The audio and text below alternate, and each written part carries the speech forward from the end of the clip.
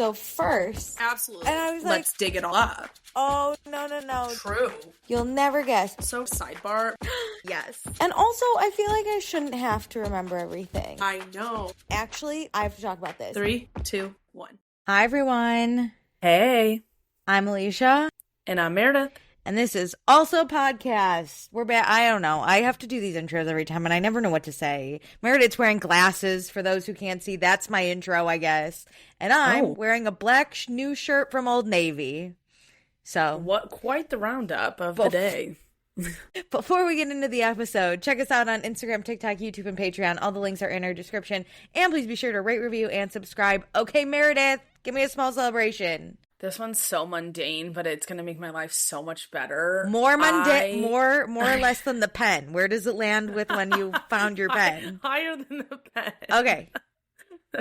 We've been lower, but... That's true. Okay, but the pen was that more was exciting important. than this. Okay. The pen meant more to me. I'll be the judge of that. I got a new dishwasher because my dishwasher has been broken, and I would not put in a maintenance request because I also just thought it was user error for a minute there. Like, what was I doing wrong? Okay. I got a whole new dishwasher, so... Don't you dare level down your accomplishments. Even though, you didn't buy the dishwasher, right? No, You're building I put in the maintenance request. But you put in the maintenance request. I have a maintenance request to fix my toilet seat that's going on about 6 months at this point. Have I done it? No. Can I do it? You haven't submitted. I just haven't, Well, every time I'm like, they would have to come into my apartment. Am I ready for them to come in my apartment? That was my big hang up. I'm not. I was like, it's fine. I can just handle it one more day. And then something happened with my toilet that had to be fixed, like, immediately. And so I was like, well, I might as well also say my dishwasher is Don't broken. You dare try and downplay your accomplishments. I won't have it. I am the Mia to your Sierra. We must celebrate this. I've used it. It works amazing. Wow. All my dishes are clean now. 10 out of 10. I'm so proud of you. Thank you. What is your small celebration? I'm in Canada. I'm out of the US of A. Huge. Let me tell you, everyone here hates us. And I can't even blame it. I've been on 2 food tours, right? And each time people are kind of like, ooh, the US. And I'm like, yep, I know. I don't know how to awkwardly be like, it's not me either. It's not me. And then I went into my office, because we have a Toronto office, and I was like, I'm looking to be Canadian. I'm trying to run away. And they're like, oh, but that US passport. And I get Canada has their own problems from what I've learned. That's fine. At this point in time, though, I just need an escape route. So I get that. And listen, hey, hold dual passports. That's my big thing. I don't want to give up. Give mine up. I don't want to give mine up, but I'd like a different one as well. I would like a side door exit. Yeah. And at this point, to anywhere. At any time.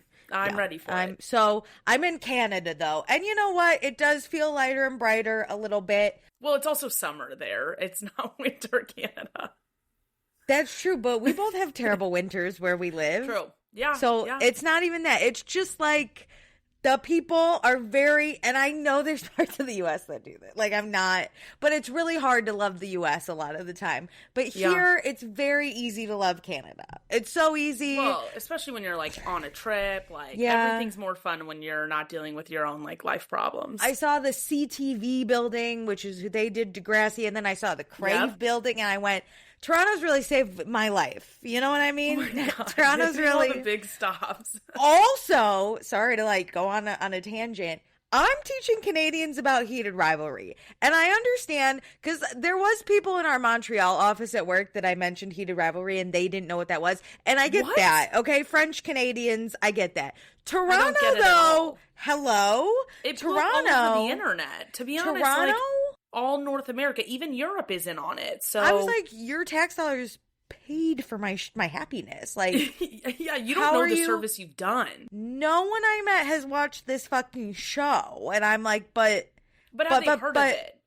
No, they're like, what's that? I'm like, what do you mean, what's that? Literally, this is me the one day at work at lunch, and I'm like, It's me, another girl, and another guy. And the guy's like, oh, it's a hockey show. And I go, there's very little hockey. But it's like two rival hockey players fall in love. And he goes, I want to watch that. I love hockey. And I go, I can't believe they've never heard of this. I literally said, please keep in mind, there's no hockey in this fucking show. And he's like, that's okay. I just like hockey, so I'll watch. Because it's based off of like Crosby and some other Russian players. Ovechkin, like, yeah. if they dated, you know? Mm-hmm. And this guy was like really into it. And the girl's like, I've never heard of this. And I was like, girl, you've been in Toronto for 8 years. I don't know where. Very interesting. I'm just hung up that they've never heard about it because everybody I know has at least heard about it. I'm still thinking about, and I don't even live here.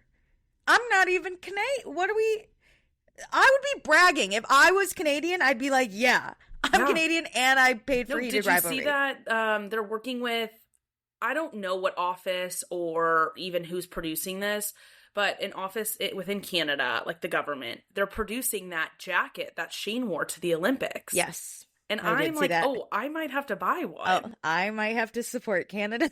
Like, I love Canada. Yeah. Oh, Canada. I think that's the national anthem. The national anthem. Canada. Yeah. Hey, anything you know to get. Although I did learn it's very hard to get Canadian citizenship.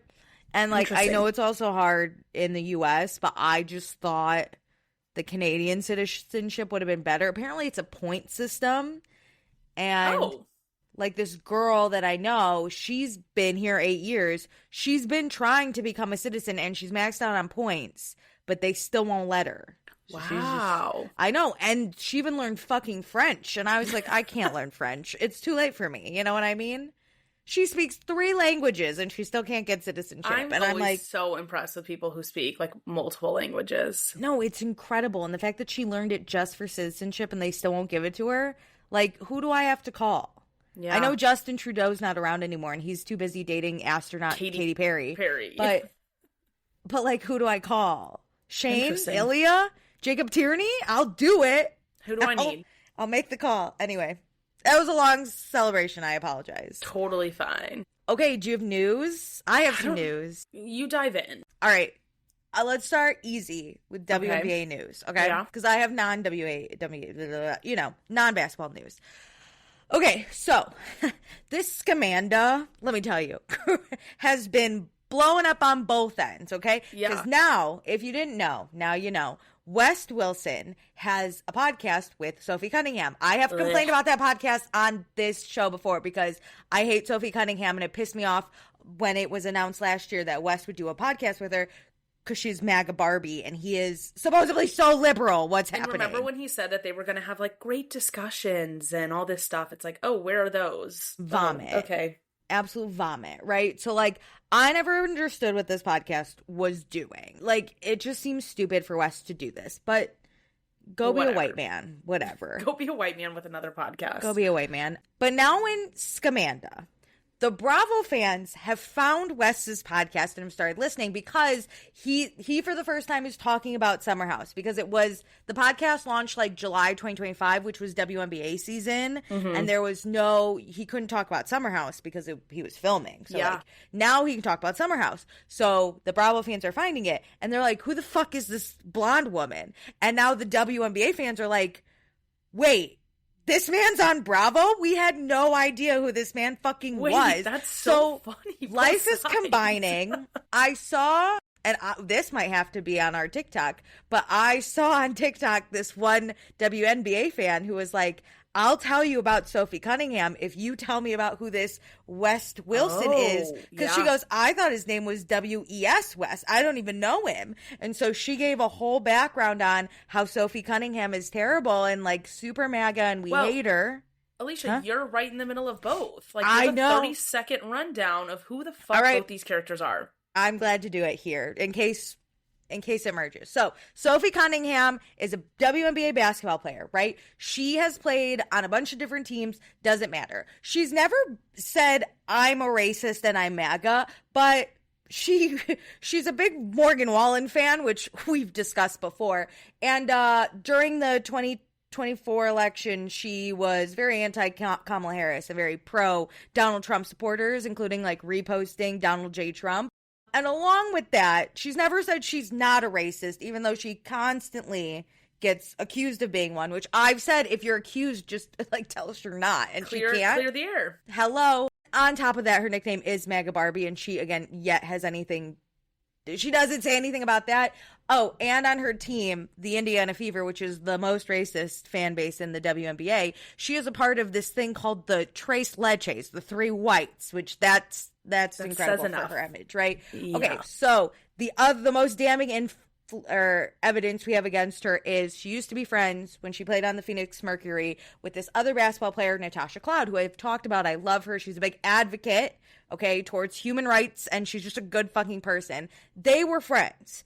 Then, end of 2024, they were not friends. And Natasha Cloud did a live where she basically said, you can't be friends with someone who actively votes against your rights, because Natasha Cloud is a black lesbian woman, right? So, hello.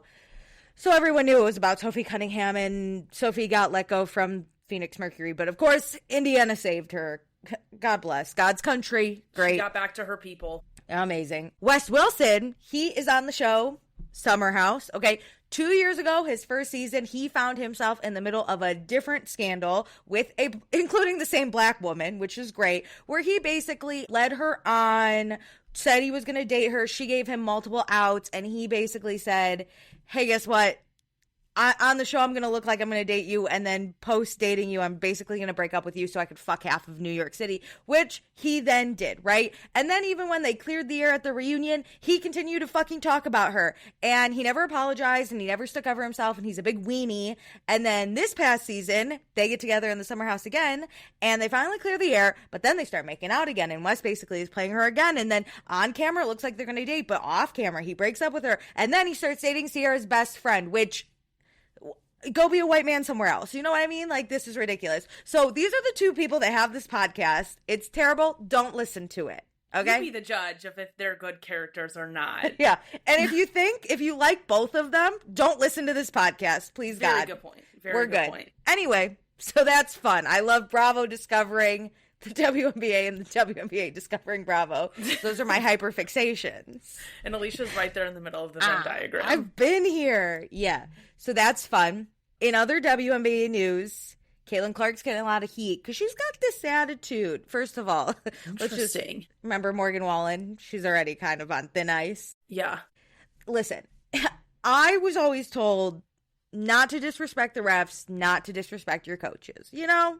Just a thing. She yells at everyone. She just has like a really negative attitude. She always yells at the refs. The refs like rarely tee her up though because she's a white woman. Aren't you not supposed to do that? And don't other people like get different repercussions? Yeah, she's coming on a lot of heat because she always finds the need to like yell. And you know, some people have a victim mentality where they're like point me. She's victim mentality where she just yells at people and she's like, how could you not call these fouls on me? And like, I'm the one getting hit. But she does it very aggressively, but no one's saying it's aggressive except the people who are like, we don't like her, and like this is another reason why. So she's on thin ice again. That's fun. Okay. I have a question for you regarding the refs, because I hear a lot of commentary about the refs, and isn't there a rule like you'll get fined if you say negative things about the refs? Yeah. On a scale of 1 to 10, with 1 being terrible, 10 being amazing, where do you rank the refs as a whole?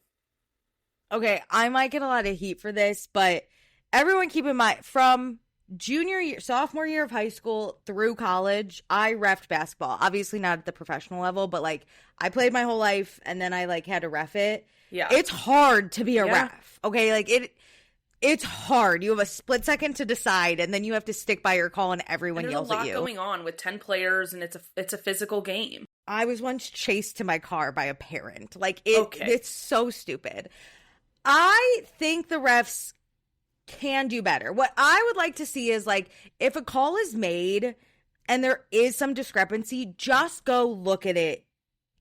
Like go to the replay. Like currently they don't replay unless like the coach's challenge, which I don't always support. I think it depends. It's hard because each ref is different. I would probably give these refs like a 5.5. It's not looking good. I think they're still getting their feel because all the teams have changed and like it just means everyone plays a little differently, and I think it's hard, but okay. it's not great for the refs right now.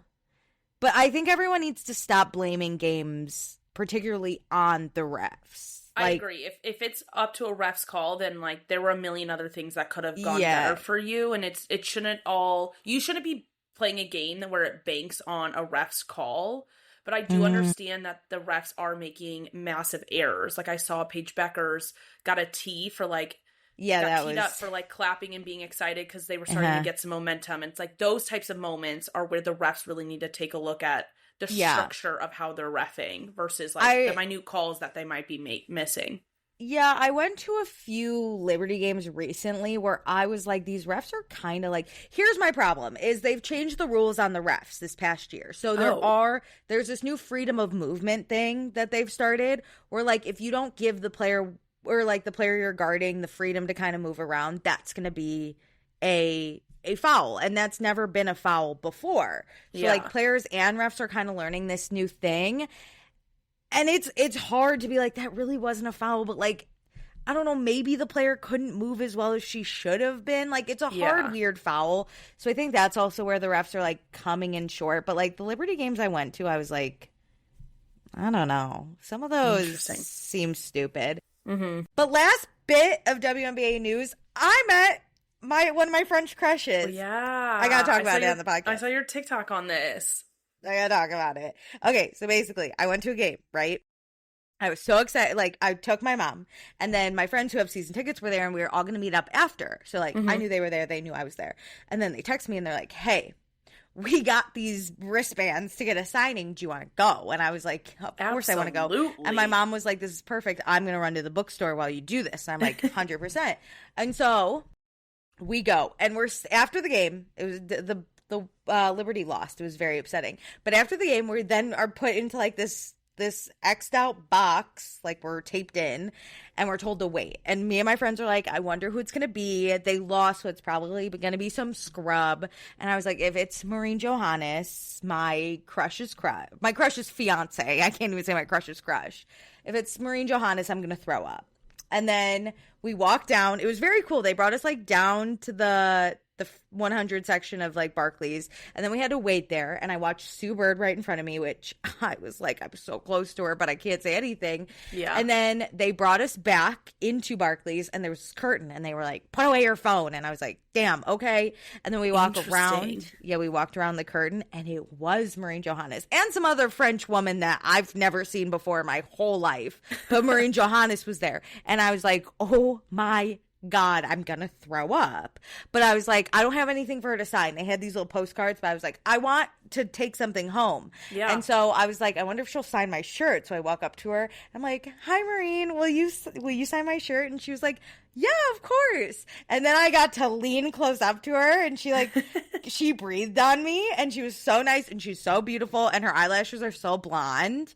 And then and then I like danced my whole way out of there, and I haven't stopped. So how much like FaceTime did you get with her? Was it a quick moving like signature thing, or did you get a second to like chat? Nope, probably like 3 to 4 seconds.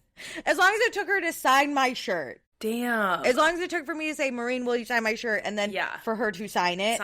Next. Less than 10 seconds, totally. But then I had to go to this other woman, and I looked at her, and I was like, do you want to sign the other side? I didn't even know her name. I was like, you could sign my shirt. So I'm a little annoyed about that. Apparently her name's also Maureen. No idea who she is. Interesting. So now I have Maureen Johannes and the other Maureen on a shirt that I'm going to preserve somehow. Got to figure that out. Isn't that fun? That's so exciting. It's fun because it was like spur of the moment. Like, wasn't planned. It just came out of nowhere. I know. So now I think I have a crush on her as well. And now when I go to Liberty games, I call her my close personal friend, Maureen Johannes. And she's been killing it lately. 20 points every fucking game. My close personal friend met me and said, let me turn the season around. You know what I mean? I was about to say, you brought some good juju to her. Woo! She is so good. Anyway, I'm not swooning that hard. I am sweating a little, but it's like fine. It's fine. It's fine. And now I'm like, maybe I should learn French for my close personal friend, Maureen Johannes. And I found out she lives in my neighborhood-ish. So I can never go on a walk again. Did you also say that your friend ran into? Oh my God. My friend is such a bitch for this. Paulo. I'll call him out. He knows I'm happy for him, but I'm jealous. Okay, so he goes to a gym near my apartment, maybe a few blocks away. And he calls me 8:30 in the morning. He's like, I just met Maureen and Gabby, the fiance. And I was like, shut the fuck up. And he's like, yeah, I noticed Maureen. And then the woman next to her, I assume was Gabby. And I was like, I'm offended you don't know my crush, but okay. And he went up to them and he was like, are you Maureen and Gabby? Because what do you say? What do you say when you see people like that? Yeah. At 8:30 in the morning, nonetheless. And both of these women, they are lovely, I'm sure. They don't want to be disturbed. Maureen Johannes is the shyest person in the whole world. Okay, I'm convinced she only plays basketball to, like, have something in common with Gabby because she does not want to be in this spotlight. She just hates wants to play it. the sport, not be the celebrity. Oh, she hates it, but she's so beloved in New York, so it's, like, very unfortunate for her. And Gabby is a little more, like, outgoing to people she knows, but, she, like, in public, she's not, like, that outgoing. But, they look at her, or they look at my friend, and then Gabby was like, yeah, we are, and Maureen just stood there, because she's like, fuck, you know? And so my friend Paulo didn't want to disturb them. So he was like, oh, good luck tonight, because they were playing each other. And then he, like, walked away, but we were fucking freaking out. And then this was before I met Maureen. So the whole time he sat there and he was like, that's my close personal friend, Gabby Williams, and my close personal friend, Maureen Johannes. And I was like, fuck you for being there when I'm, like, right down the street and I wasn't there. At the right place at the right time. But it's for the best because I would have thrown up for real. I would have said some dumb shit like, it's stressful. I want to have a threesome with you guys or something so stupid, you know? Yeah. It would have been bad. I would have been banned from the Barclays Center, so I'm kind of glad I have wasn't that. there. Anyway. Any other WNBA? News. Yeah. No, that's about it. I haven't been watching. Sorry, everyone. That's okay. That's okay. We've got a season to go, so updates will come later. Do you want some non-WNBA news? Yeah, let's hear it. Okay. Meta is coming out with a subscription. Did you know this? To what? Okay. There's Facebook Plus, I think, Instagram Plus, and WhatsApp Plus. I don't know if that's officially what it's called, but it's great. Basically, for Instagram specifically, that you are going to pay $3.99, and then you can see who rewatches your stories. You can get fun stickers and, like, other shit that used to be free, but now we have to pay for. On WhatsApp, you can do custom ringtones or something like that. But everyone's like, why would I pay fucking $4 a month for something that should be free? Like, it'll be a cold day in hell before I pay Meta for social media. I also don't like that, like, I'm the product you're selling. You're gonna sell that I watch something more than once? Like, leave me alone. Yeah, but, like, it just seems dumb. Like, this used to be free. We used to look at our stories and know who watched it for free, and now you're like, let's monetize off of it. And, like, okay, they're offering a bundle, I think, for, like, $7 a month where you can get all three. I don't even use Facebook. I don't give a shit who rewatches my story on Meta. I'm not. That's ridiculous. Don't pay for this. I cannot stress enough. I find it annoying though when you give a service and your way of monetizing is either ads or people pay for the subscription, and then you do the other one. Like Netflix, I've heard wants to add commercials into their like bottom tier, and it's like, why are you double dipping on how you're gonna fuck me over? Just, like, let me live. And starting at $3.99 in this economy is crazy because you know it's only gonna go up from there. For what? And everyone was like, listen, if eventually we have to pay for social media, I guess, like, I'm less addicted to my phone all of a sudden. I'm not paying for it. No, because the thing is I give you the content. I am also the audience for you to sell ads against. I am also not going to pay. You cannot do all three things to me. Yeah, it'll be a cold day in hell before Meta gets a fucking dime from me so I can post my little pictures to my... I'm not that addicted to it. Like, I could find other ways. No. It would be a hard, like, first month if I had to go down on all my social medias, but, like, do you know how happy I would fucking be? Yeah, but, like, to be honest, at least me and the people I follow, I'm private, so I don't do a lot. But, like, and you can attest to this too, I don't post as much as I used to. Like, it's really a dying art form, and I only do it for myself, to be so honest. Like, yeah, it's like a scrapbook for me. So I can remember. I'll go back to manually. Fan. Yeah, I'll go back to. I watch my story the most. I can already tell you who watches it. It's me. So, like, if I need to go back to making a manual scrapbook for $3.99, you're not getting $3.99 for me. Photo app, like, okay. Oh my God, I have a photo app. This is so stupid. Also, Apple Maps is now going to have ads if you update your phone. I saw that, and I have gotten them, and it's annoying. Like, what the fuck? I got to get used to Google. I was an Apple Maps person, which is a hot take. Speaking of tech just being assholes, Google switched to, like, using AI. I switched to DuckDuckGo as my main search engine. Okay, I'll switch too. Yeah, anything I can do to fucking get rid of AI in any way I possibly can. Unfortunately, I had to Google it to figure out how to not use Google AI. Yeah. But also, Google AI sucks. It's wrong 99% of the time. That's the thing. Oh my God, my work is like making us do trainings on AI, and I need to send in the reason I'm not going to, that I texted you about, that the Pope said he's anti-AI, so because of my religion, I can't. But I don't know how to formulate this because it was on a mass email to like a larger team, so I need to send it to my upper VP. Like, for religious reasons, get the fuck off my back. Yeah, I hate when I like say something. My boss asks me a question, and I like respond to the best of my ability, and one time he goes, "What did chat say?" And I go, I literally go, "What's chat?" And he goes, Chat GBT, and I go, I don't know. I didn't check with Chat GBT before I answered you. Why are you asking me what Chat said too? Go fucking ask Chat yourself. Like, this isn't a learning, or like, oh, be sure to use Gemini. No thanks. Yeah. We have an in-house one. Her name's Alicia, and she sucks. She's bad. She's bad at her job. Fire her. I don't want to use her. The things I use her for are literally when I don't want to, because I compound a lot of functions in Excel, like, I use it for that. And it's like, okay, yeah, could I go search 17 different pages to figure out how to add 3 different functions together in Excel? Yeah, that's the one thing I use it for. And then, unfortunately, I've had to use it to write captions for social media posts in my company because I was so brain dead one day. But I don't use it on a regular basis. I used to have it organize some data for me, like a Monday through Friday type of organization, and it started doing it incorrectly. So if I have to ask you to do it, then I have to triple check your work. Why don't I just manually do it myself? Honestly, the only time I use Gemini, because that's what we're preferred to use, I have to write something to upper like the C-suite, and then I go, can you make this sound professional? That's the only time. I don't even care if I'm sending something to my boss. It's my own words.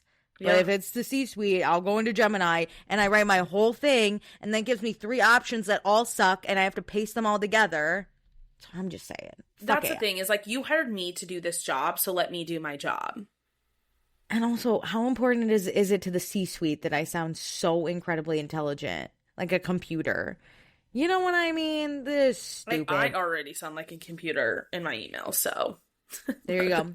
So everyone, fuck AI. Fuck tech companies. AOC is showing us what that water looks like, and she is fighting for the people of Georgia. That's scary. Even though they don't vote very liberal, but she's here saying, I'm here for you, which is, it's my girl. One day we'll rise up. I'm trying to think if I have any other news. Do you not have news? I have lighthearted news. Or okay. Some news, but I can't go into it. I already told it to you that the Summer House Ozarks, it is a real thing. I know people who have been contacted, and it is moving forward. How exciting. Yeah. Crazy. I guess the next question is, will we cover it? I don't know. I don't know. Okay, if the people I know who are on the cast, we're covering it. Could we do a 1-season one? I don't know if it's going to be a 1 season or not. If the people I know aren't on the cast, then we don't have to cover it. We must. I know we must, but oh my God, am I going to kill myself over it? The things I've heard are interesting. They're going to get a chaotic, eclectic group. The funniest thing is that I don't think people understand how much money does run through the Ozarks. Like, there is money there, but it's also the trashiest place alive. So it's like Jersey Shore meets the Hamptons. Like, the quality of life that they're going to live is Hamptons level. But the trashiness of the Jersey Shore is like what the going out situation is. Listen, Jersey Shore is to this day one of the greatest reality TV shows I've ever seen. People need to be more concerned with putting out stuff like that than like... I know. Like, I get it. The scandals are so fun. We're, whatever, cheating on each other and hooking up with best friends. That's great. What about being blackout drunk the way Jersey Shore was? Okay? No, Summer House has never given me a GTL. Okay? To this day, I still say cabs are here. Okay? Careful, because, like, that's what's gonna happen. Can you imagine them calling the water taxi to take them to a bar? Taxi son acqui. See, it was just Jersey Shore is so good. I recently, this is a side tangent. It's less news, more side tangents. Mm-hmm. When my mom came to visit, we met up with my two friends. One of them's from Jersey, and we just started talking about Jersey Shore. I don't know how. What were we talking about? What did we just say? I lost my train of thought. I don't know where you're going with this, but we were talking about cabs are here, being drunk on TV, and how, like, the Summer House Ozarks could give that a little. I remember. Okay, so then my mom was like, oh my gosh, remember in Italy when we were in Florence and you made us go to that pizza, like that Jersey Shore pizza shop? And I was like, yeah, that's like where they worked. And my mom goes, they were there? And I was like, yeah, because my parents hated Jersey Shore. But I was like, yeah, they did a whole season where they went to Italy and they had to work at this pizza shop. And me and my friends were like explaining it to my mom. And she goes, oh, I just thought like it was a themed pizza shop for Jersey Shore. And I was like, no, it wasn't. No, it wasn't. They were in Italy embarrassing the fuck out of themselves. And That's still so crazy. That was the worst scene because it made me anxious for the Europeans. Like, if you want to be a mess on American soil, that is your right as an American citizen. But if you go abroad, I feel bad for the people who are just trying to, like, who have to deal with you now. Yeah, I felt bad for the Europeans. Yeah. Although Italy has their own issues, so maybe they also deserved that. I don't know anymore. I get that. Okay, I have one last piece of Bravo news. Oh, okay. Have you seen this? That Taylor Ann Green and Gaston broke up. And did you see all the things that were playing out on social media? I forgot she was dating a guy named Gaston. Yeah. But yeah. No, I haven't. I have not heard the words Taylor Ann Green for about 2 years now. She posted a video, I think it was like Memorial Day weekend, shaking her ass with her friend on a boat, and then it pans over to like another boat that tied up next to him, and the words on the screen were like, when the girl your boyfriend didn't cheat on you with ties up next to you. Ooh, Gaston cheated? So apparently he cheated, and then Taylor was in the comments like, the girl knew we were dating, yada yada yada, because people are like, why are you giving her more heat than him?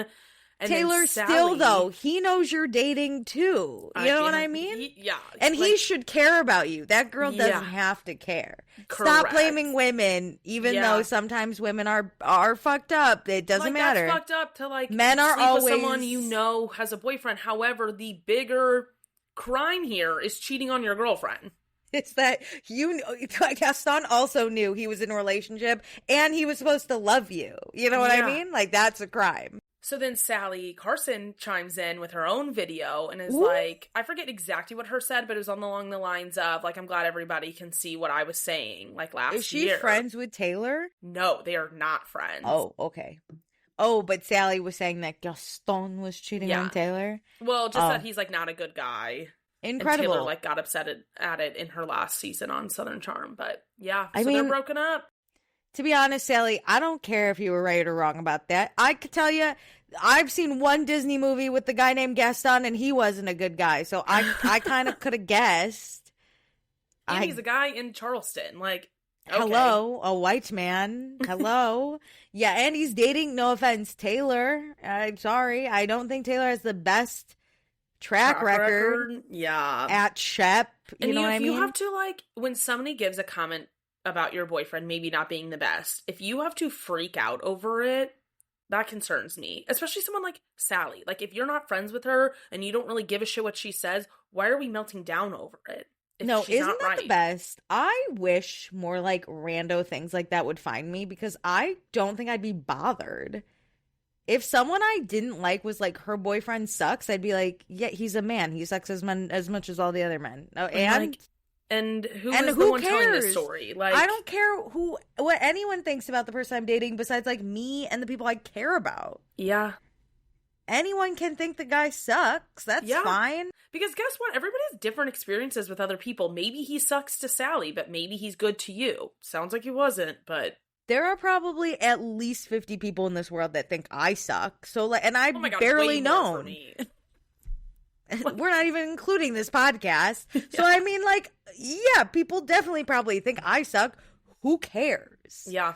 Also, I'm going to get way more upset if someone's like, Alicia sucks than like my boyfriend. Of course he sucks. That's why every day women wake up and wish they were gay. You know what I mean? But like, 100%. Here we are. Of course we have to date. I already know whoever you date, whoever I date, they suck because they're a man. All right, they're a straight man. Hello?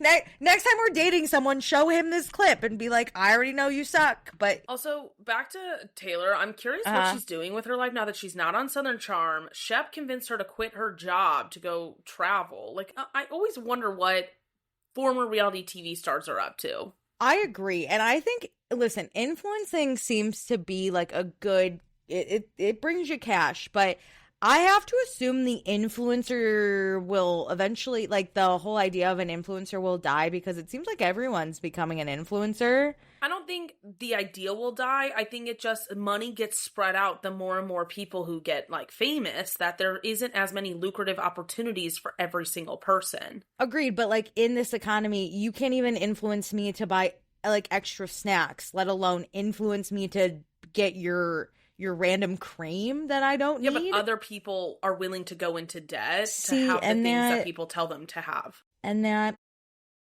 actually, speaking of, this isn't news, but I did see a TikTok and I found it interesting because I think you and I align on this, and I think we might isolate some people, but that's just being dumb. What? Have you heard of Disney debt? No. Okay, it's people who go into debt because they love Disney so much. Like adults who want to be nostalgic and feel Disney magic go into debt going to Disney World and Disneyland, but they don't care because it was worth it for the Disney magic. So now a bunch of adults are in debt because they went to Disney. It doesn't fully surprise me because there's a lot of people in debt over their own joys, whatever. Yeah.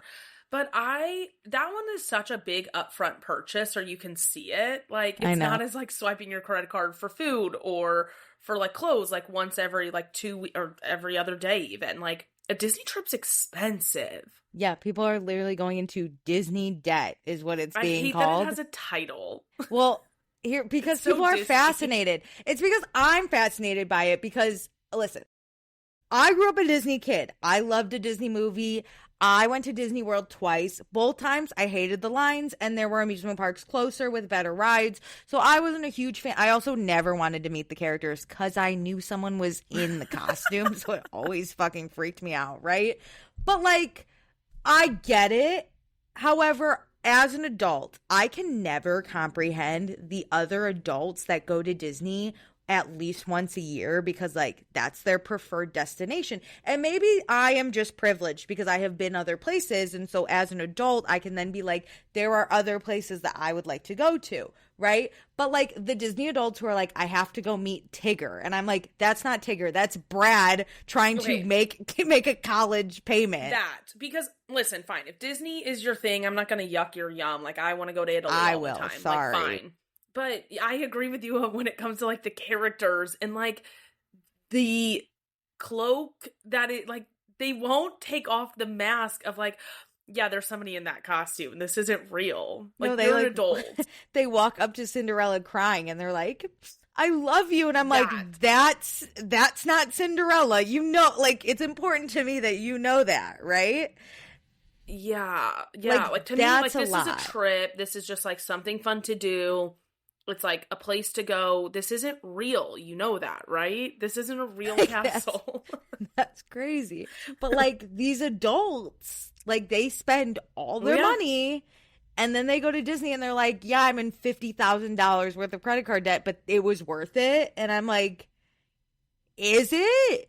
I am very curious about like our generation being like one that holds a lot of debt for different reasons. You know, there is good debt with like a mortgage and like student loans, having a car, but then like all of this credit card debt, there has to be like a bubble that pops at some point, because when you die, where does that go? And at some point, if everybody, or let's say 50% of like the millennial generation dies off having hundreds of thousands of credit card debt, what happens to a bank? Not that I like care that much about like a bank, because like they suck too, but that is our financial institutions. And I'm like, what is going to happen one day? And should we all just have debt then? No, I kind of think about that sometimes where I'm like, I save money and I know I need to spend it before I die. But what happens if I just like pay a little more than I have and then I die? And if I don't have a spouse or kids, like who's getting my debt? Yeah. You know what I mean? No, I'm actually really curious about that, because this is hypothetical. Nobody come after me. I have thought, if I knew I was going to die, like, I'd spend so much money. I would just open a credit card and just rack that baby up. Yeah. Like, where does that debt go? 100%. They ever say I have like a terminal disease and I have 6 months to live, I'm traveling. Hello. On a credit card. I will never pay another credit card like payment again. Yeah. They can't catch me. What are they going to do? Shut off my credit card? I'll just get another one. I think the most they would do is like go after your like life insurance policy your parents would get if they have one. And it's like, okay, take the $100,000. Like, sorry, mom and dad, you're going to pay for the funeral yourself. I went to Don't even cremate me and throw me somewhere. The fuck do I care? I'm dead. But like, I don't know. I wonder that too. I'm not going to find out at 30 what happens if I have debt. But yeah, maybe if I hit 70, I might accumulate a lot of debt and see what goes on. If I hit 70 or I find out I'm terminally ill, that's my first Google search. How much debt can I get until they come after me? Yeah. And or can like they find me abroad? Does it pass on to my family? Like, what type of debt do I have to have that doesn't pass on to my family? Well, I wonder, do children inherit debt from their parents? I think so. Okay, so if I don't have children, though, like... We're clear, right? Can my nieces and nephews... Right? It doesn't go to my... Yeah. I don't think it would go to your parents. We have some time, thankfully. We're not terminally ill or 7 years old. Not yet. No, we're going to look into that. But yeah, no, that's an interesting hypothesis. And you know what? The world better hope that we both don't have 6 months to live at the same time, because we will burn it to the ground. Like, I will spend twice as much. Same. I'd be like, Meredith, because we would just talk each other up. I'd be like, Meredith, why get a 2-bedroom Airbnb when we can get an 8-bedroom Airbnb that we'll never even be in? Like, let's just do it. Yeah. Let's have 4 showers. You know, like, let's just see what happens. Oh, incredible. Well, I wouldn't get into it at age 21 over Disney. Let me tell you that. That's not my debt. It's not my preferred debt method. No. I'm a straight edge. I go with all my student loans. I'm a straight edge. Okay, should we get into reading? Yeah, what have you been reading? Well, I just finished a thriller. Ooh, what? Earlier today. It's called Wrong Time, Wrong Place, Wrong Place, Wrong Time. I almost said it. It was okay. I gave it 3 stars. It started great. Mm-hmm. Then I started to wish it was over. Ooh, and then it was fine at the end. Yeah, so basically what happens is, I don't know if I'll spoil it or not, so like maybe spoilers, I don't know. But I'll spoil it. Basically, there's this woman, right? And she's staying up for her 18-year-old boy, as moms do when you're 18 and you're out late. You try and stay up, you know? So she's awake, and she sees her son walking to their house, or whatever you call it in London, their loft. Flat, I don't know. Yeah. They're flat. And then she sees this man coming towards her son, and then her son stabs this man and kills him. So she's like, oh my God, you know, like, what the fuck? And like she notices her, like, the husband's acting weird, whatever. Then she wakes up the next day, and it's like the day before the murder. So she's like, she's time traveling. Whoa. She's like, what the fuck? You know, like, how did I get here? So basically, she starts going back in time to either try to prevent the murder, or B, like, try and figure out why the murder happened. And like, she's a lawyer. Justified? Yeah, so can she defend her son? Because she doesn't know anything. Because when she was trying to talk to her son after he stabbed someone, he was like, I did it.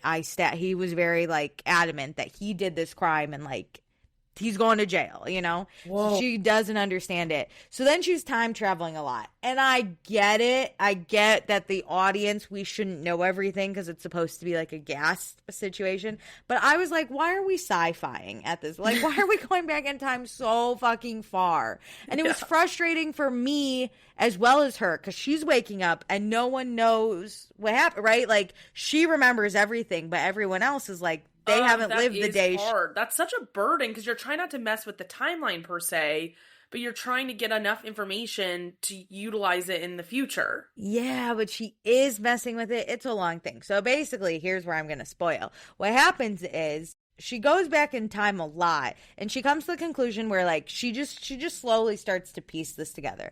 So basically what happened is her husband, his name is Kelly, but it's actually not, because this guy, his name is actually Ryan, and he's a police officer. And before he ever met his wife, whose name is Jen, the mom's name is Jen, Ryan becomes a police officer because his brother was a part of this big crime ring, okay? But his brother died. His brother named Kelly, right? So for half the book, I was like, she's married to a criminal, but then I'm like, Kelly's dead. It was a long thing. So interesting. Ryan joins the force, gets pulled to the undercover unit so they could take down this crime ring, and he has to go in undercover. So the police officers are like, pick a name that you'll answer to, but isn't actually your name, so they can't track you. So he picks Kelly. But while on the job, he meets Jen. How does he meet Jen? Because her dad is helping the crime ring. So, like, that's how, so she figures that out. Okay. And then once he meets Jen, he falls in love. And he's like, I can't tell her the truth because that puts her at danger and then me in danger when they convict the guy. You know, like, I have to continue living as my alias so I don't get murdered by this fucking crime lord or whatever. I don't fully understand the logic of that, but, like, okay. So he continues his life as Kelly, right? Kelly with no job and just like a painter decorator, whatever. But then when the crime lord gets out of prison after 20 years and they have a son who's 18 years old, so, like, it lines up, he comes back to Kelly because the crime lord's trying to figure out who snitched on him, right? Of course, it was the undercover cop. But Kelly now needs to be back. He gets pulled back into the crime ring because, like, he can't say no. Yeah. Then if he says no, that means that they'll figure out it's him. But also he had to leave the police. And it's also illegal to live under your alias, your undercover alias. So, like, he's also committing crimes as Kelly. It's crazy. Damn. Yeah, great. So he basically gets pulled back into the crime ring. When he got pulled back into the crime ring, his son fell in love with, like, the niece of the crime lord. So then the son got pulled into it. And then at one point, the dad was like, Kelly/Ryan was like, hey, you have to break up with your girlfriend because, like, this is not a safe situation, and tells the son everything. And the son is so mad at an 18-year-old fit of rage. Wait, kills the crime lord. Tell the 18-year-old, but not our wife. Yeah, I don't. There's a lot of questionable things. There's also, and I skipped this part because it's, like, not that important, but just to add drama. Ryan, before he was pulled into the undercover, like, before he had to go undercover as a cop, the reason he went undercover is because this crime ring was stealing cars and selling them overseas. And they stole a car with a baby in the back. Then Ryan was like, we got to find the baby. The baby turns out to be the son's girlfriend. No. That one I figured out. So this woman goes all the way back in time, and then she, like, I even forget what she fucking changed, but she does change something, like, along the way. And then when she wakes up, it's the day of the crime, right? Yeah. But she's not married to Kelly. She's now married to Ryan. And her son is not dating the crime girls, like the niece. He's dating the baby that was never stolen because she stopped the stealing of the baby, which means Ryan never had to go undercover. Whoa. Which means... Yeah, so it was okay, but I was like, I really wanted to see, like, the aftermath of the crime. I didn't care that much. It was interesting seeing the before, but I was like, in a way, I don't want her to change time. I want to see what happens after. Can she defend it? And we didn't get that. Yeah, I don't like that she was basically able to unravel this whole thing and save it because she changed a few things in the timeline. Yeah, she went back eventually. She went back to, like, every single day that was important, so it took a long time. But eventually, like, goes back 20 fucking years and then tells the police officer, Ryan, she's like, that people are going to steal cars. I can't tell you how I know this, because she says she's from the future. That's crazy. So they stop the baby from being stolen, so Ryan never goes undercover as Kelly, and then she marries Ryan. And it's just, it was fine. That she was able to still, like, find him. Yeah. I mean, she knew where she figured out where she worked. No, I mean, she, like went to back. still marry him, because I feel like he, like, fell in love with her when he was undercover. And so it's like, all right, there were a lot of stretches to make your life the most perfect version in the future by tweaking the exact right things. 100%. Because I was like, she's going to tweak it. Because, yeah, he fell in love when he was going to, like, look up her dad. Yeah.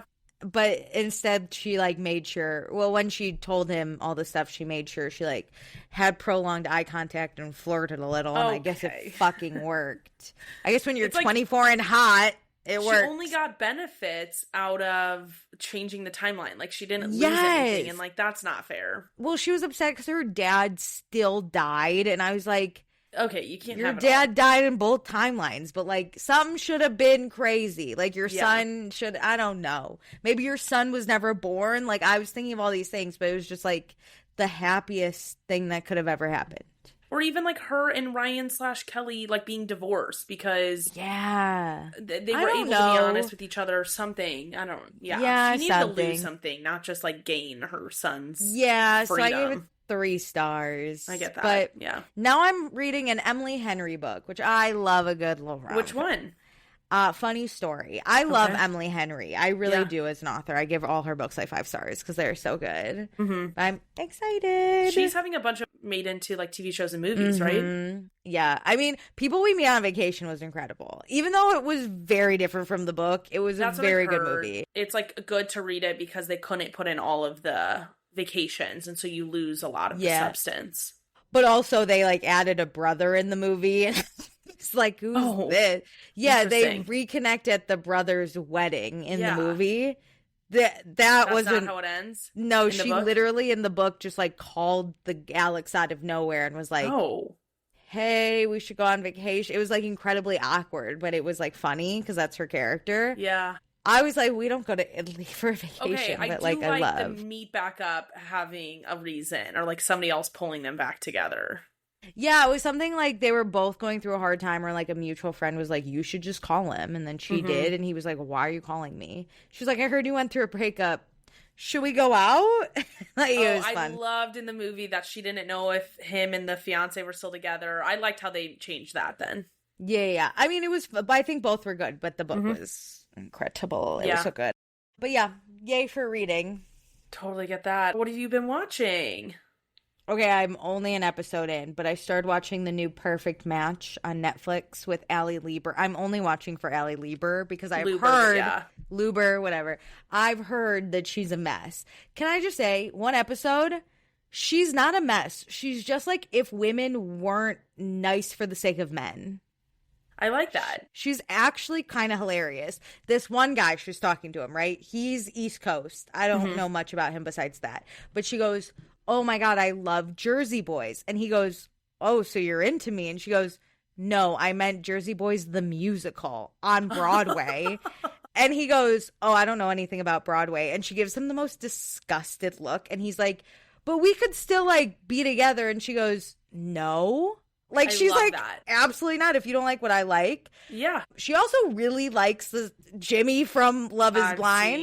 Yeah. And she is not hiding it. She's basically like, Jimmy, are we matching up? Like, it is so funny. It's so funny. Interesting. I heard that it was only filmed in like 12 days rather than hilarious. A few weeks. So the relationships in present day, if there are any, like I would be surprised if there are any after filming for 12 days. Oh, hilarious. I think everyone needs to give Allie a fucking break. She's like the best part of this whole show. Damn. When she talks to people, she does not care what these men say. And it is incredible.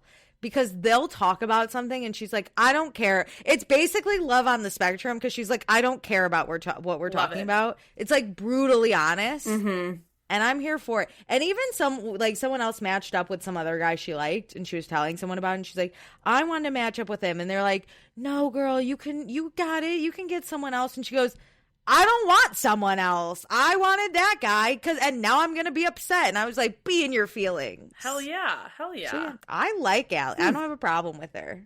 I think people are too sensitive. Very nice. Are you watching anything? I have finally been on my track of Below Deck. I'm about 13 episodes in. What do you think? So let's do our Bravo roundup. Yeah. I like it, but this crew is a fucking mess with each other. I would not want to be working on this charter. Nobody's life seems slightly easy. Like, yes, it's going to be hard work. Like, you have to work, but it is always chaotic in with the stews. And I hate Mike. I absolutely despise him. Yeah, Mike sucks. I think it's so funny how the editors always are putting him in the clips of him, like, spraying his hair and doing his hair, because I'm like, Mike, get back to fucking work. It's like not that serious. No. Yeah, this in the most recent episode, I got really mad at Ben. Like, I'm really mad at Ben. Ben's pissing me off. I'm like really mad at Ben. Did you get to when Ellie yells at Ben? Yes, when they have that big blow up and then like Daisy has to break it up and then they are able to like talk it out. I feel like Ellie will not say or would not say her issues and then just kept building them up as if and like getting more annoyed at Ben as if she did tell him, and that's not fair. I am on Ben's side when it comes to the honey stuff. I hate being called honey, but I tell people immediately, don't call me that. But every time he calls everybody that. Yeah. And it's clear as day. Like, he is just trying to be like, you got this. Like, thanks so much. Like, and then whatever term he throws in, whether it's honey, babe, sweetie pie, whatever. And so, like, that pissed me off. And her big blow up and then her, like, walking up to the captain mid-charter, like, through the charter guest, I was like, babe. Like, you need to be able to get through dinner service, even if you don't like him. Below Deck, yeah, Ben really, really pissed me off this past episode. I'm about to throw hands at Ben. What did you do? You can spoil it. Okay, so basically, he tells Daisy, right? He's like, hey, for the guests, I'm going to do full fishes. And Daisy's like, that's great. Please fillet them because I can't fillet like 8 fishes while also doing drink and dinner service. Yeah. And he goes, no, you should fillet them. And she goes, pick something else. I'm not going to fillet them, right? Yeah. He does not fillet them. So he's like, serve the whole fish. And she goes, well, what the fuck? And Captain Jason's at this dinner too. So like, she serves the fish and everyone's like, can you please fillet them? We're getting bones. And so Joao's out there. Daisy's out. Like, Daisy's trying to get drinks because they're also like, can we have margaritas and shit? Yeah. So she's doing that. Captain Jason's filleting fish. And then Ben comes up and he's pissed that Daisy's not filleting fish. And she goes, we have 3 men and 8 fishes and y'all can't even do that. How did you expect me and my team to just do that? You know what I mean? And like, Ben is so rude because then like the comment cards come in and Daisy's trying to like do the comment cards and Ben won't like show her. The part that pissed me off the most though was they get in an argument off the boat when they're like having dinner or something. And Ben is so mad, he goes back to the boat and he goes into a made up guest cabin. Now, this is important because they had 24 hours to turn over the cabin. So like they don't have tomorrow. They have to do the cabins. And so they were already made up and he goes in there to sleep. And Jenna is like banging on the door. And she's like, Ben, get the fuck out of there. And he won't. So then Joao comes in and he's like, where's Ben? And Jenna's like, in our made up guest cabin, which angers all of the stews except Daisy. Daisy's like, it's not even worth it because he's gonna blow up. But Joelle's like, no, this is so inappropriate. Like, we're a team. This is ridiculous. So he gets the keys and opens up, because Ben locked himself in a guest cabin, opens up the cabin and is like, Ben, let's go. Ben won't. He's laying on top of the bed so far, but when Joelle wakes him up, he rips everything off and is like, haha, now I'm gonna sleep in it. And Joelle's like, this is not cool. And Ben goes, do you want a guest cabin or a chef? And Joelle was like, are you fucking serious? He has been in those guest cabins so much. And granted, like, okay, fine. He's doing it whenever the charter's over and they haven't even, like, fully cleaned him. And, like, he's going to use the bubble bath while Ellie has to go clean the entire kitchen. I get it. Like, fine. You have a higher status. You want to use things. He, like, tends to ask for permission. But he is so entitled and acts like the world revolves around him, or he is the only one to be affected by these things. His dinner service is so bad every single time. There's always glitches, and it's always on him. I just watched him yell at Daisy for not having multiple people running food for breakfast when only she was awake, and then she had one other stew on service, and they were doing all of the drinks. And it's like, Ben, get your fucking ass up and walk up the food. You have a galley hand. Tell Ellie to go up. Yeah, and then like the next morning, everyone's pissed because it's not you didn't punish Daisy. Daisy's not going to remake that cabin. It's the stews. They have to go remake. They are pissed. They are pissed at Ben. Ben, though, he's in the galley, and Ellie's like, yeah, Daisy's so inappropriate. Blah, blah. Like, Ellie's anti-Daisy, so that, like, fuels Ben. I'm so confused how we get there, because Daisy is so supportive of Ellie. I mean, granted, like, they'll have tips or whatever. Like, when Ellie was, like, shouting in the kitchen, Daisy, like, stepped in as, like, had, you know, a higher status and, like, was like, stop yelling. But with the Joao Ellie like fallout that I'm like watching happen, Daisy is like so supportive of her and like not moving in on Joao by any means. She doesn't want it. She's like, I'm sorry he's not being clear with you. She's like rubbing her back as she's like crying. Like, how the fuck are you mad at Daisy? Yup. It's because eventually Joao does pick Daisy, and Daisy's like, I'll flirt a little or whatever. And Ellie can't stand that. And then they get into a bunch of fucking tiffs, and Ellie doesn't respect the hierarchy because she does not respect anybody above her. That was seen whenever her and Ben had the tiff. It's like, even if you were mad at him for calling you honey, you do not scream at your boss like that for a miscommunication of how you want to be spoken to, because he's not being disrespectful to you. You haven't set clear boundaries with him. And then with Daisy, and like when they had that lineup issue, like Daisy was like, no, like Jenna's swap there. Stew. And Ellie was like yelling that, is her name Jenna? Jenna like was higher ranked, and how dare she give orders? She can. She's higher than you. You are a galley hand. I don't care what rando title Ben gave you.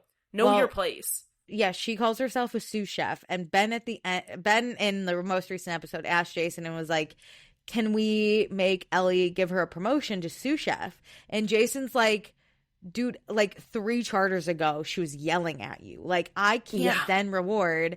And also, like, this is different, but he stripped Jenna of her second. So he's like, I can't do that and then give Ellie a reward after she was also, like, bad. Yeah. And Daisy's like, I will not let that promotion go through. No. I would rather die. Because also, she has no formal training or anything. This is her first time working in a kitchen. What? That's crazy, Ben. Yeah, Ben's an ass. Ben's... that's going to be tough to watch because Ben is already pissing me off. Should we talk about Rhode Island? Are you watching? I haven't watched this week. Tell me what happened. I didn't watch this week either. Oh, no. That's okay. I love the term slam piece, though. I keep saying it. I love it. Slam pig, but yes. Slam pig, even worse. Okay, let's talk about that. Did you see the reunion seating chart? I made a video about it, and people do not like what I want. I did, but let me, like, pull it up. People didn't like what you said? Yeah, and I get one piece of it, because I said the Rula and Joellen beef is, like, the most prominent. They should be, you know, at the front, or, like, main people. And so I get people not wanting Rula on a, you know, a first chair. Get that. But Joellen deserves that first chair. I don't care what happens the rest of the season. Joellen is second chair across from Rula, who's also second chair. Yeah. Joellen was the best part of the fucking season. What Correct. is Dolores' twin and Alicia Liz. doing up there? Yeah, I know. I know her name's Liz, but she literally looks identical to Dolores. And then somebody, I forget who, another content creator who must get the episodes early was like, oh, this next episode, the one that was this past week, this last Sunday, was like, oh, this will make sense of why Liz and Alicia are first chairs. And I've seen some videos going around. I haven't like fully watched the fight, but they like get in a tiff in the car. I'm like, that's not enough for a first chair. I'm tired of housewives being rewarded for being just the anchor to the friend group, because then they get lazy and they produce nothing. I understand that type of person should get the center of the photo shoot for the cover of the season. If they are the anchor of the friend group, they get the center. However, the people with the best storylines deserve first chair at a reunion. We're here to discuss things. No, I completely agree. I think Joellen deserves that first seat. I don't give a fuck who else is in the other first seat, but Joellen has done work this season, okay? I agree. I would do Alicia staying in first chair over Liz, because people do love Alicia, and she is giving more than Liz's. Agreed. I will say for a split second when I pulled this up, I said, who's that woman on the end? It's Ashley. So many people were like, why is Ashley even getting a chair? And it's like, okay, we always have those people who are B characters, and that is Ashley. Who is that woman? She's the girl who's going to cry. Did you watch Southern Hospitality? I didn't. What happened? Spoil it. Okay. It's the finale, and they're having a Mardi Gras themed end of summer party for Wait a minute. Wait a minute. It's the finale? It's the finale. But wait. Reunions start next week. Did we leave? Okay, I might have left off with the episode where Michael's, because the episode before the finale was Michael's finding out he's no longer an assistant. Okay. Yeah. Yes. They did not pick that up well, Alicia. We literally pick up the next episode, and you'd think it would be Michael's walking out of Republic and going and like bitching either to production, because we heard that at the very end, or like somebody else. No, we pick up with Maddie and Joe walking down the street in Charleston talking about how they can't afford any of these houses. What happened with Michael's? I still don't know. So they did Tell not me everything. produce this well. This pissed me off, because this was drama, baby. Like, they either didn't capture correctly to be able to then show tell it or story tell it, or they didn't edit it correctly. But we pick up, and then later in the episode, after the Maddie and like Joe kicks off the episode, somehow we dive back into it, and we get a flashback of Michael's talking to Leva about how he wants to build his modeling career and how he knows that he can't be an AGM if he wants to do other things. And so is there a world where he can have less responsibility and pursue other things, even though he does love Republic and he doesn't want to leave? And she says, yes, like, let me figure something out. So basically all they did was shift him into a new position to give him the freedom to go explore new opportunities that he asked for. Yeah, so I don't get his reaction of losing AGM when he's the one who asked for a different position for flexibility. Because in the conversation, she was like, yeah, like, you don't want to be working Friday or Thursday, Friday, Saturday. Like, you're going to want to be able to go do other things. And he was like, exactly. So he still has, manager is not in his title. It's like VIP and guest services, something. It's like some made up title that they did for him. But everybody's like, ooh, Michaels is no longer a manager. That's a demotion. And well, yes, I do agree, but it's one he asked for. So, like, I don't feel like there's as much heat on it. And he gets all riled up about it because people are, like, poking at him. But because he asked for it, I don't get why he's just not saying, I'm pursuing bigger and better things outside of Republic now. Yeah, why is he upset? I don't have time for this to manage your guys' bullshit. I don't understand why he's upset. I don't either. I think he was upset whenever they ended last episode because he didn't know that was coming. So, like, reading that on email is very jarring. But we didn't get to connect the dots between that. Like, what happened in between of him finding out into somewhat talking about it to other people. Do you think it was more like he asked for, like, the possibility and then Leva, like, made it happen without being like, is this what you want? I don't know, because then we didn't really get any words around it. We just got the, like, why it happened. And then there's this big party, like I said, the Mardi Gras party for the staff at the end of summer. And it's just funny because there's, like, all these other side people there who don't work at Republic, both, like, on the cast. And also, like, Charlie from Southern Charm is there. It's like, why are all these randos here? Dating Justin. Yeah, it's weird because they just presented it as this, like, work party. And then it's obviously, like, for the show.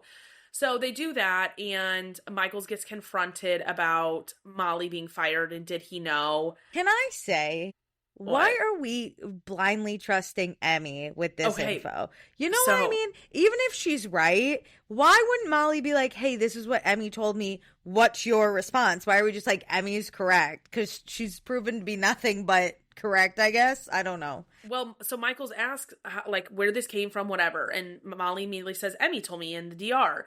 And so Michaels is like, Emmy, come here. Emmy sits down and starts backpedaling, like, no, that's not really what I said. And she tries to say that she just knew Michaels would know she was being fired and was, like, told about it, but, like, won't use the exact language she used about how definitive she was that Michaels had a say in it. And so it, like, gets out of hand. And Michaels gets so upset. He starts screaming at everybody. Like, he loses his temper again. It was like... He loses me with that bullshit. Correct. And so then he, like, he literally is like, get this mic off of me. Like, that's how mad he is. And so he storms out of the party, starts walking down whatever street they're on. Joe and Lake go, like, run after him and, like, they're in, like, a 7-Eleven, like, calming him down. This is the greatest show. They, like, get him to come back to the party. And then that's when the bullshit about him being, like, demoted starts up. I'm like, oh, God, this is just... So I don't really know where we land on that because Emmy backpedaled. So then it's confusing. Michaels is still standing strong in that he had no choice, no thought, no knowledge in it at all. And Molly's like, okay, what the fuck am I supposed to do with this? But everybody believes that he did at least know and didn't say anything for her, even if it wasn't, like, his choice to, like, remove her. Which, like, maybe, but... I know, but he does say that she was a bad employee and should have gotten fired. Well, I don't know, was she? Okay, but what happens? I saw Joe didn't get his music venue. You're gonna love watching that. That was the best part of the episode. So Joe sits down with Leva before the party, and it's that one that he was, like, practicing for. And I think, was it last episode he called his mom and was like, I have these great ideas, or, like, can you help me with this? And his mom was like, okay, weirdo, but yeah, and he was like, you have I to got talk so to many Leva. things up here, I just got to bring them out. His mom was the one where he goes, I'm an idea man, and she goes, okay. Yeah. So he does put something on paper, and he brings his laptop in, and it's literally like a PDF in the smallest font ever. And he's, like, reading off of it. Like, imagine, like, I'm talking to you, and he's just like, and, like, he didn't even memorize his pitch. Has nothing planned. Huh. He basically says, I want to open an event space. It would be great for music. It would be great for weddings. And Leva's like, okay, you know nothing about weddings. Like, what? And so she encourages him to get more involved in throwing events at her existing spaces and to start with events like that before they have to get a lease on a new place. And she basically tells him if he wanted to, like, find a place, because he has found a specific one, he would have to obviously get investors. Leva's one of them. And the investors become his boss. So he isn't just some free man. They would still have the exact same dynamic because she would be holding his feet to the fire more. And so instead of having this massive overhead, why doesn't he start small, get the events under his feet, get a, reoccurring basis, whether it's girls' nights or whatever. And she was, like, pointing out, Lamar's and all of this. And then she explained that, that's what TJ did. He bought a hot dog cart. He started small. He asked if he could use their space for one event, and then he built this into something bigger. Now they're in Lamar's. He does those, First Sundays or whatever the events are on King Street. And so she was encouraging him to really, like, understand his own business before going so big. And he is so upset by this. He's like, how dare she? Like, I've worked so hard for this. I earned this. I deserve this. All of the same stuff he's been saying all year. He goes and tells Maddie. And, of course, he does not tell Maddie any of the constructive criticism Leva gave or, like, the idea to start small. He's like, she won't invest in me. It's crazy. All this stuff. So Maddie's pissed off, obviously. Is nuts, dude. Joe is, like... He's so entitled. Even his own mother was like, maybe you should, like, list, tangible things you can do. And he's like, I'm an ideas guy. And she's like, okay. Well, Leva in her interview was like, I would have expected Joe to come in with, like, real numbers. Here's how much things will cost. Here's the other expenses I expect. Here's the return on your investment I want you to see. He had none of that. He basically had the rent, which I don't even know how much it is, but it seemed quite expensive, Leva said. And Joe was like, no, I'll own it. And she was like, no, you won't. You're renting.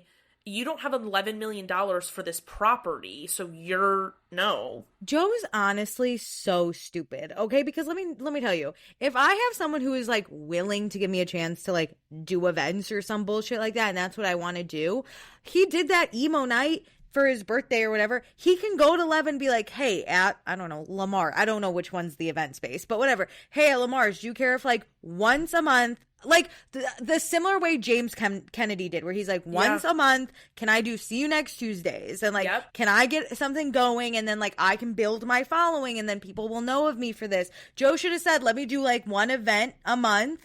Yeah. And then like She would have said yes. I will show you the expenses of what I'm expecting, but this is how much I'm going to charge. We might start small, but then we'll go and like we'll but he build thinks it that's up. beneath him. He's like, that's what everybody else is doing, and I deserve more.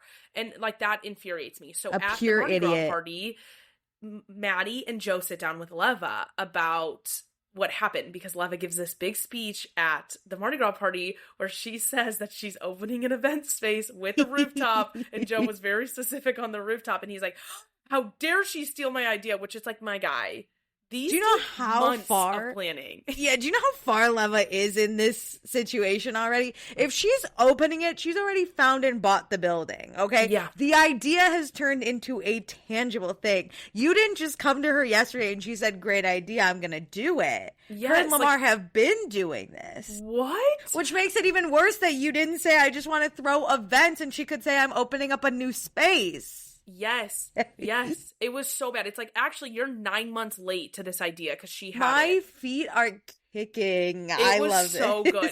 I'm not joking. It was such a good finale because it was like, oh, hit him with it.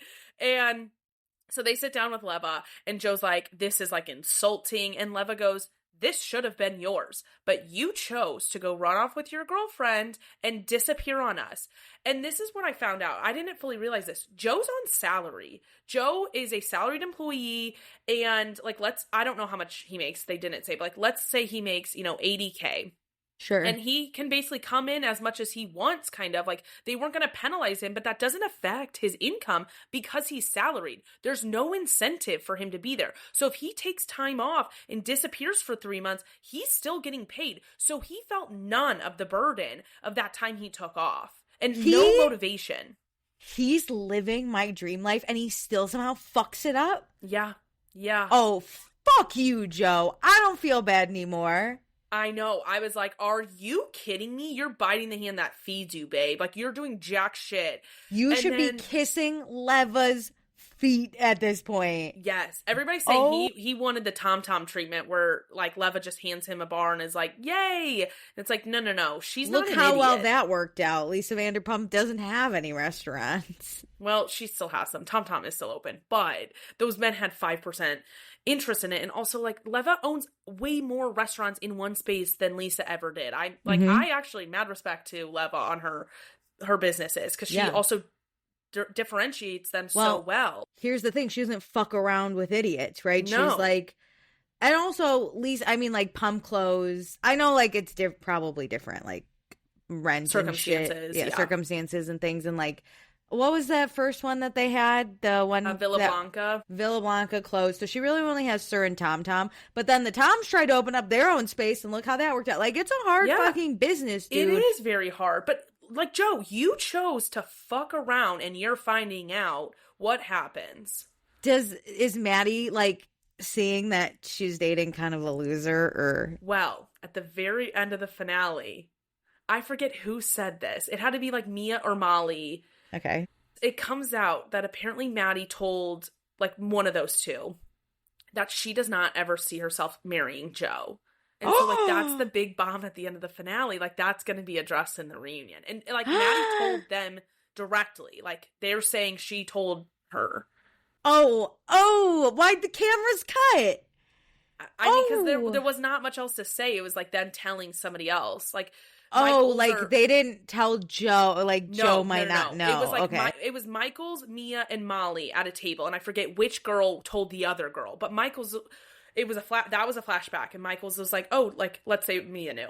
Oh, Mia, like, tell Molly what Maddie said. So then we get that flashback, and at the very end, we also get, like, let's say again, it's Mia telling other people, like, yeah, and like, Maddie doesn't want to be with Joe long term. And then it's like having this serious conversation because he's a fuck up and like can't do jack shit. And then it's Joe saying like, I deserve all this stuff. Like, I want to have a family with Maddie one day. Meanwhile, everybody's talking about how Maddie doesn't want to be with him.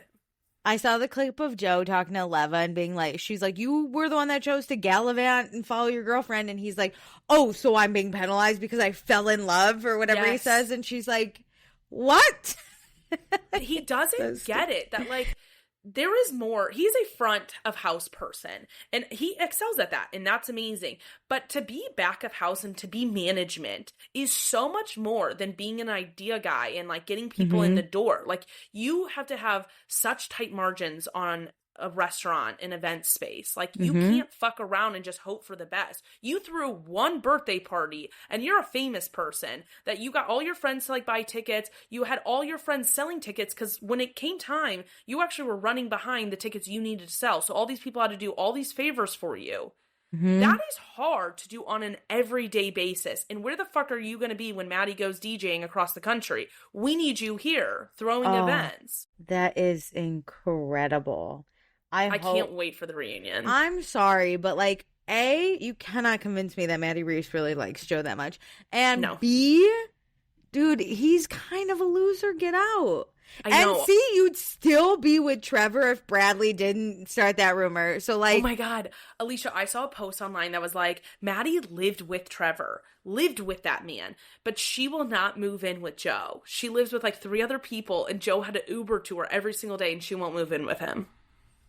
Yeah, she would have been with Trevor if Bradley didn't start that rumor, for sure. Which, like, was Trevor good? I don't really know, but I don't think he was amazing, but I felt like they liked each other a lot more. I feel like Maddie chose Joe because she was in a vulnerable spot and wanted someone stable and obsessed with her. She didn't want to be hurt by Joe, so she chose the easy person. I think he wore her down, right? He was crushing on her for a long time. Eventually, finally, I'm single and you want to, like, give me everything? Fine, dude. Yeah. Whatever. Welcome to my life, I guess.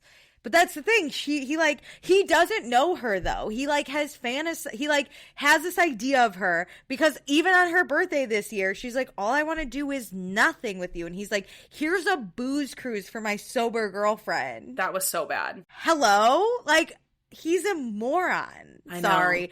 I'm going to get in trouble again when these, like, D-list Bravo celebrities hate me because I call them names. Cares? Again. He is a loser. He is a moron. Like, that's embarrassing. And I hope that's addressed. Bad. Because the thing is, like, they're still currently dating. And you know what? That's her own prerogative. That's her life. It's her relationship. But I am embarrassed that you want to be in a relationship with a guy that I don't think you're in love with or, like, excited about. And he doesn't even know you. Like, that is infuriating to watch someone, because I think Maddie's awesome. I think she's great. I think she deserves the world. I think she has so much hustle in her, so much fire to do something big with her life, and she deserves someone. So cool, but I can't care about her relationship status more than her. No, yes. You know what I mean? I can't care more than her. How's Emmy? She was like barely in it. Lake had like a art show thing, and Emmy came in like at the very, very end. I did see in the reunion trailer that Emmy is apologetic and she wishes she could do things wrong. And to that I say, babe, you were posting weird ass shit on the internet while this season was airing. So I think you only are apologetic because people are so upset with you. You got to get on that next season. You know what I mean?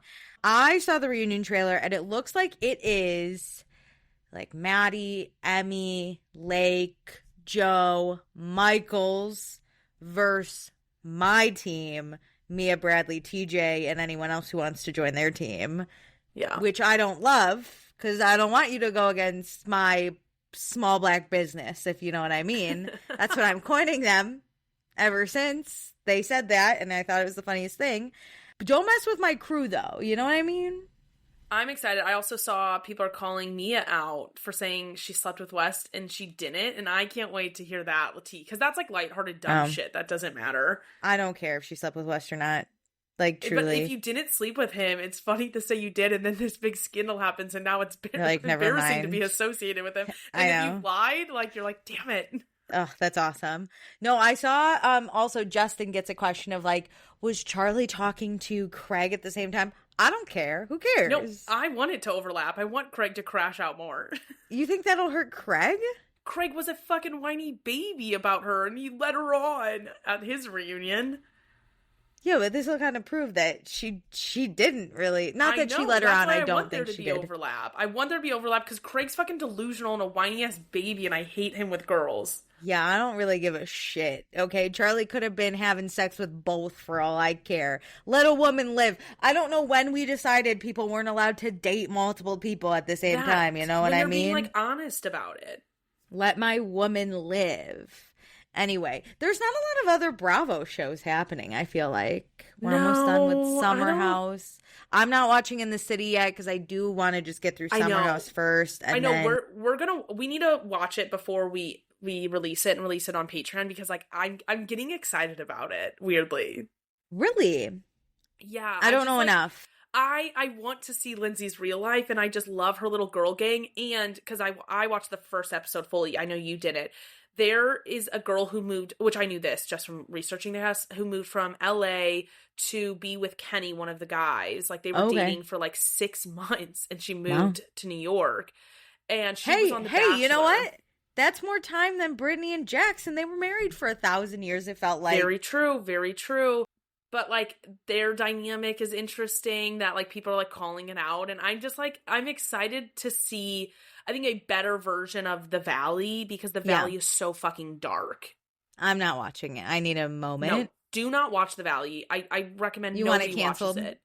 It is just gross. Like, Danny is getting hammered again all the time and, like, saying inappropriate things or yelling at his wife in front of other people. Other people get involved and they're like, this is our marriage. Stay out of it. Babe, get the fuck off my screen then. Fuck yourself. Yeah, I'm not watching The Valley, but I will eventually watch In the City. I am most excited to learn about Katie DeLuca and Amanda. I am most, because I don't know really anything about their friendship. Just that they've been friends since 3rd grade. Just that they've been friends for a very long time, and it's Amanda's only friend, Katie DeLuca. That's all I know. And that's how they know Ben, that wedding. Oh, Katie DeLuca's got married in Italy. Yes. Oh, okay. The plot thickens. Her husband isn't a cast member, though. I'm sure he'll be in like a group event or something, but he's not. Katie DeLuca's husband, Mr. DeLuca, isn't it cast member? That's not her married name. That's her maiden name, but he's Mr. DeLuca as far as I'm concerned. All these men.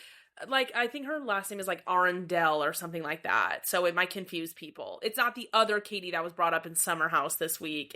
She is the Katie DeLuca, just she has an A last name, too. If I don't know your husband, I'm using your maiden name, Katie DeLuca and Mr. DeLuca.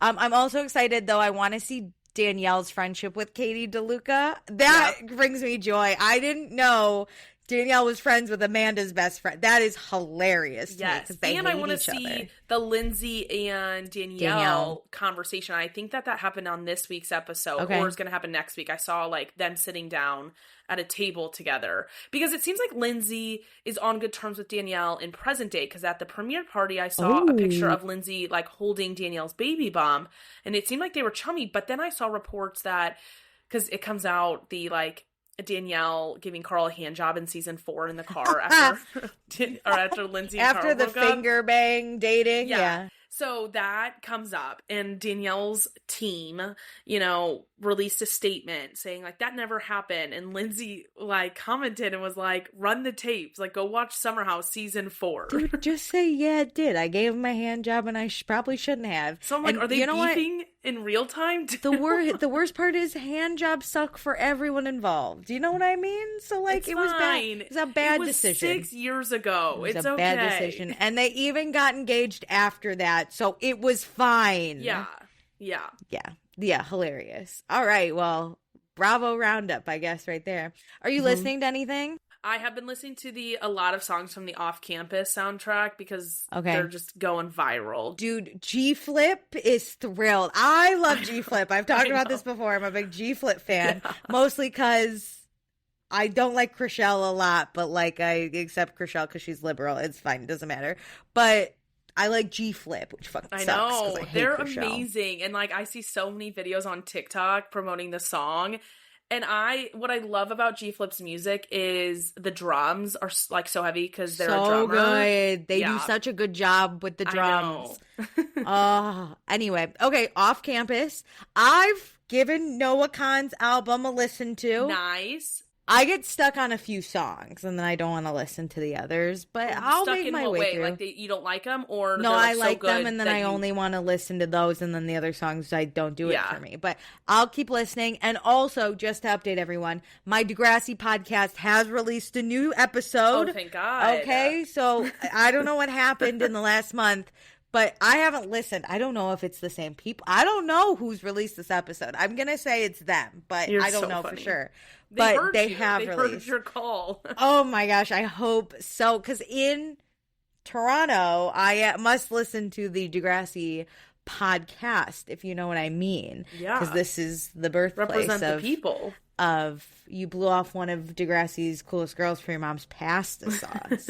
I love, oh my God, wait, side note, on one of my food tours, I was with a Canadian. She was taking the food tour. She's in a different part of Canada. But she kept saying the word pasta, and it reminded me of Degrassi and one Shane Hollander, because all these Canadians say pasta, and I love pasta. Anyway, but yeah, so I'll give Noah Khan another good listen to, but if anyone has good walking albums, I'm trying to... Especially with it getting warm, yeah. Yeah, I would love a good walking album, but I'm not I'm trying to become an albums girl, but it is hard. Yeah, I get that. I'm more of a songs girl. Me I don't too. like albums. Me too. And I think that's because I got a lot of my music young from those, now that's what I call music, and it was all different artists. And so I never had to sit through one artist giving me everything. I agree. So we'll see. But shout out my Degrassi podcast. Y'all are alive and well, and thank God. We're back, baby. Well, what an episode. Do all the things I mentioned at the beginning. And with that, love ya. Thanks for joining. Bye.